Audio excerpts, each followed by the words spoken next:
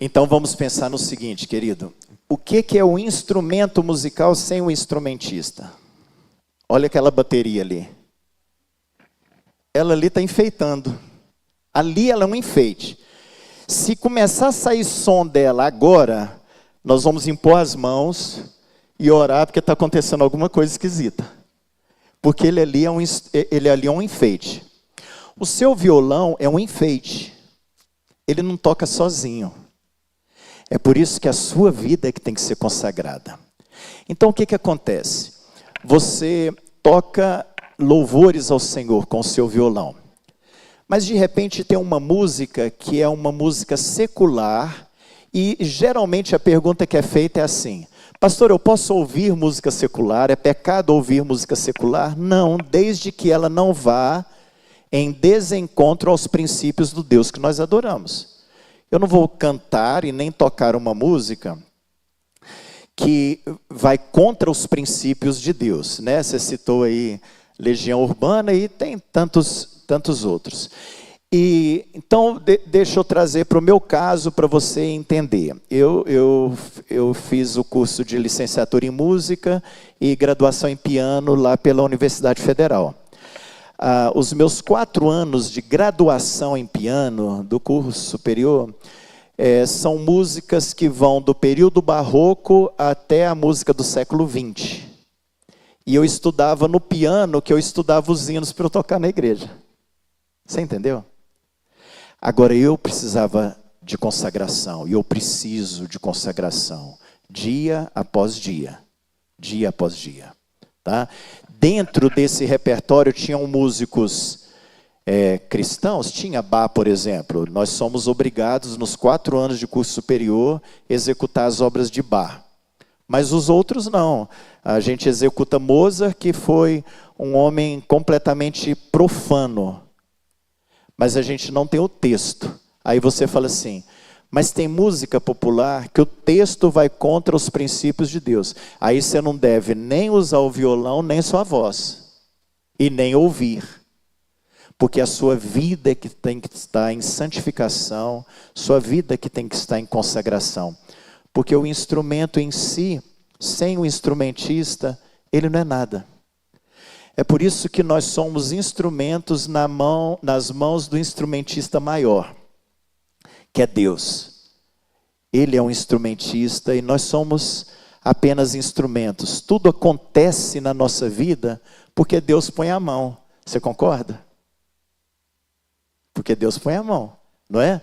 Você é usado para tocar porque Deus tem te abençoado. Você é usado para cantar porque Deus tem te usado para a glória dele. Te escolheu, te deu talento, te deu dom para esse fim. Então a sua vida deve ser uma vida consagrada cada dia, a minha vida, as nossas vidas, para a glória de Deus, e não o instrumento em si. Ficou claro? Você ainda não aceitou isso? Tá bom? Pensa nisso, pensa nisso. Isso, pensa nisso, tá? O seu violão agora está lá na sua casa, quietinho, até que você pegue ele e comece a dedilhar. Então, na verdade, o violão ele passa a ter sentido nas mãos de quem toca. Sem as mãos de quem toca, ele não tem sentido, ele não toca sozinho.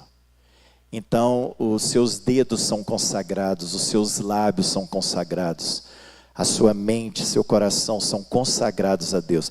É por isso que quando você pega uma música que vá contra os princípios de Deus, você não canta, você não toca, porque aquilo vai contra os princípios de Deus, mas não pelo instrumento, mas pela palavra de Deus e por essa consagração que você fez a Ele. Pensa nisso. Legal. Então, os instrumentistas ali de Daniel eram instrumentistas idólatras, né? E nós vamos encontrar então a lista dos mesmos instrumentos. É muito interessante porque a gente vai lá para o livro dos Salmos e dentro da hinologia nós já vamos encontrar aí um inário fora do comum. Fora do comum. que é o inário dos judeus, né? E nós encontramos compilados aí 150 hinos, né? Nós perdemos a música. Nós não temos a música desses hinos, né? Desses salmos. Nós temos o texto só, a letra, né? Algumas décadas atrás, alguns arqueólogos encontraram uma escrita que eles não conseguiram identificar como escrita falada. Então eles imaginam que aquela escrita que eles encontraram seja escrita de partitura musical. Mas também ninguém sabe decifrar, então não adiantou, virou peça de museu. Então nós temos o inário dos 150 salmos dentro dessa compilação. E é muito interessante porque esse inário, ele termina aí no Salmo 150, com essa doxologia final, e ele vai expressar aí a variedade de instrumentos musicais. Eu gostaria que você abrisse aí no Salmo 150 para a gente ver esse último salmo, como ele expressa essa inologia, como ele expressa a liturgia, como ele expressa essa música. Olha só que interessante. Diz assim: aleluia, louvai a Deus no seu santuário, louvai-o no firmamento, obra do seu poder, louvai-o pelos seus poderosos feitos, louvai-o consoante a sua muita grandeza, louvai-o ao som da trombeta, louvai-o com saltério e com harpa, louvai-o com adufes e danças, louvai-o com instrumentos de cordas e com flautas, louvai-o com símbolos sonoros, louvai-o com símbolos retumbantes. Todo ser que respira, louve ao Senhor. Aleluia.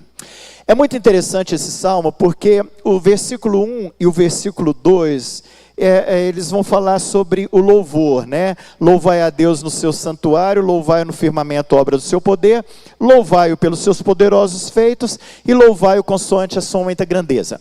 Vamos lembrar que a gente adora a Deus pelo que Ele é. E a gente louva a Deus pelo que Ele é e pelo que Ele faz. É por isso que aqui nós vamos encontrar no verso 2, que nós louvamos a Deus pelos poderosos feitos, né, pelo que Deus faz, e nós louvamos a Deus consoante a sua muita grandeza pelo que Ele é. A partir do versículo 3, o salmista vai começar a colocar instrumentos musicais. Olha que interessante, ele fala assim: louvai-o ao som da trombeta. Nós vamos encontrar a trombeta diante da arca da aliança, sendo tocada para adoração e para culto a Deus, mas nós vamos encontrar a trombeta também sendo tocada para anunciar vitória de guerra, ou para o ajuntamento para a guerra. Nós vamos encontrar o uso da trombeta.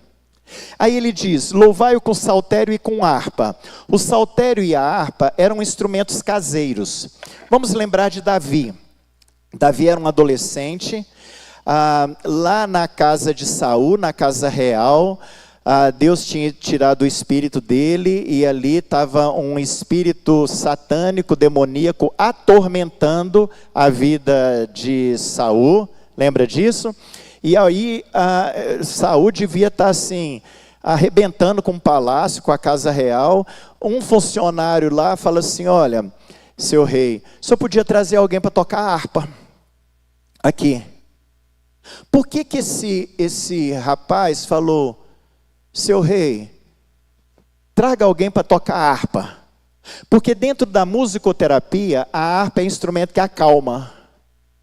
Saul, ele estava muito nervoso, e a harpa é um instrumento que acalma, e a gente usa a harpa, o som da harpa na musicoterapia para acalmar, tá? Para fazer esse trabalho terapêutico. Ele falou assim: eu concordo, traga alguém que saiba tocar, mas que saiba tocar bem, que saiba tocar bem. E aí eles vão atrás de Davi. Davi chega lá na casa real. Saul, ele não está possesso, ele está sendo oprimido por um espírito maligno, e Davi toca a harpa, e a Bíblia fala que Saul se acalma, e o espírito maligno se retira daquele lugar. O espírito maligno se retirou daquele lugar, não foi por causa da harpa, não. Porque senão bastava pendurar a harpa, né? Igual o pessoal faz. Abre Bíblia no Salmo 91, nas lojas, nos lugares, né? Põe sal grosso, essas coisas todas. Não. O Espírito de Deus estava ali em Davi. Ele tocava a harpa, Saul se acalmava, e o espírito satânico, demoníaco, saía daquele lugar. Então nós vemos a harpa e o saltério como instrumentos caseiros.